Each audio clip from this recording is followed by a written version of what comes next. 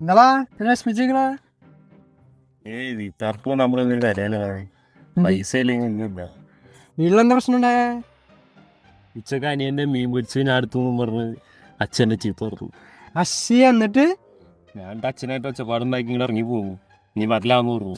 ഞട്ടി പോലും എടുത്തോളാം. അവന് ഞാൻ തരാം. ഞാൻ പതിനൊന്നും ഇടാറുന്നില്ല. പക്ഷെ എന്നാലും എനിക്ക് നാണമില്ല. 10-25 വയസ്സായില്ലേ? മീൻ പൊരിച്ചതിന്റെ പേരും പറഞ്ഞ അച്ഛനും വേണ്ടാക്കി വീട്ടിൽ നിന്ന് ഇറങ്ങി വന്നു. ഷഡ്യൂൾ എടുക്കാണ്ട് ശവം.